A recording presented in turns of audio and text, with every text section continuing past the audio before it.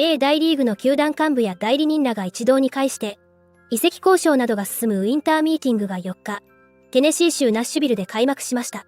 フリーエージェントとなった選手の移籍やトレードの交渉などが活発に行われる場で、エンゼルスから FA になった大谷の動向は最大の注目を集めています。大リーグの毎年12月の恒例行事となっている WM、オフの FA 市場の目玉選手は WM 中に去就が決まることが多く、昨年もジャッジがヤンキース残留を決めました。今年の目玉はエンゼルスから FA となっている大谷で、当初は7日までの WM 中にも去就が決まる可能性が高いとされていましたが、大谷は環境面なども含めて慎重に球団選びを進めているようで、ニューヨークポストのジョン・ヘイマン記者は、大谷と山本の争奪戦はウィンターミーティングで決まらないかもしれない。そうなった場合は他の多くの市場も遅れていくことになる。と報じています。また MLB 専門局、MLB ネットワークの様々な番組でも、連日のように大谷のニュースは取り上げられ、ウィンターミーティング中はさらに大谷報道が過熱していくと見られています。そんな中、マリナーズで長年活躍したハロルド・レイノルズ氏が、MLB トゥナイトや MLB ホットストーブなどの番組の中で、大谷について様々なことを話してくれています。WBC の時にレイノルズ氏が大谷とした会話の内容なども交えながら、大谷が一本足打法からノーステップ打法に変えた経緯についても話してくれていましたので、日本語字幕付きでご紹介していきます。It started at the WBC.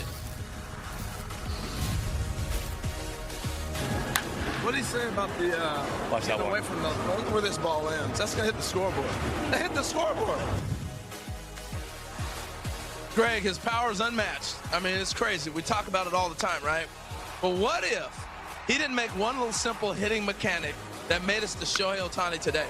Remember, he came from Japan, playing the outfield, pitching, and a star player. But he is a classic Japanese hitter. He had the Saudi-Ara-O leg kick. All right? Saudi-Ara-O, for you that don't know him, just look him up. I don't have time to dive into it, but he's got 1,000 homers. All right? He started the high leg kick that everybody does even over here now. Ohtani couldn't get the timing down against the American pitching, and they ate him up in spring training. They just ate him up. So you know what? One day, this is how unique this guy is. Without BP, walks to a Dodger game and says, I think I did this before. And all of a sudden, it's like, what? No leg kick? He just goes with a simple toe tap. And all of a sudden, the man's mashing. I asked him, did you think that was going to take away your power back to the WBC?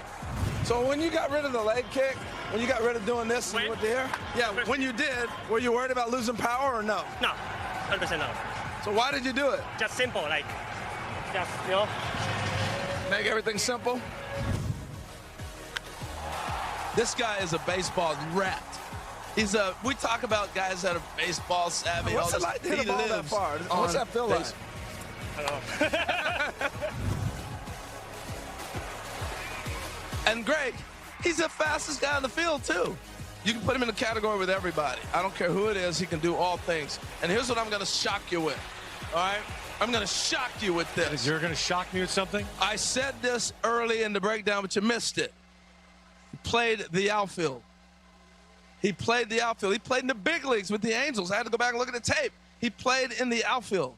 So Shohei Ohtani, I know he's coming off of Tommy John. He's not going to pitch for a year. He's not throwing. But I'm telling you, at some point in his career, we might see him in the outfield. I hope not. He can do it all. I hope not. He can do it all. I want to see him mash, steal bases, and strike everybody out with 100 miles an hour. He's going to pitch. That's what I want. He can play. He can do anything. That's the investment. That's the point.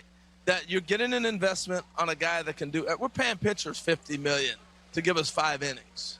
All right, that's what we're seeing. This guy's also hitting 450-foot tanks and stealing bags and going 5 innings plus. So you still think he's getting the numbers, huh? Yeah, it's gonna be close to $700 million. You know, the Shohei Ohtani sweepstakes are going to be top of mind for everybody once we get to Nashville on Sunday. He will be topic 1A all 3 days. Not sure if there's a deal that's going to go down in Nashville or not, but yesterday he won his 3rd consecutive Edgar Martinez Outstanding Designated Hitter Award. Congratulations to Shohei. It really was never in doubt. A brilliant year on both sides of the scorecard, despite not being able to pitch over the final 6-ish weeks of the season. He's in elite company. Wow. Only he and David Ortiz. 5 straight for Big Papi. Yeah, Papi got 5 in a row between 03 and 07. Pretty cool. Here's what's missed. You know, we're using that DH spot now to rotate guys in and out with rest, and I get it. I understand that. But the value, if you got a guy like Shohei or Ortiz. Yeah. What that does to your lineup, it's like, here he is, we'll figure out the rest. Right. Pretty That impressive. one big bopper. Yeah. That's the way the DH used to be in the 80s. We talk about the 80s and 90s all the time on this show because you and I are old guys. But My kids ago, that was way in the 80s, Dad. Yeah, back in the then. black and white film days, the 80s.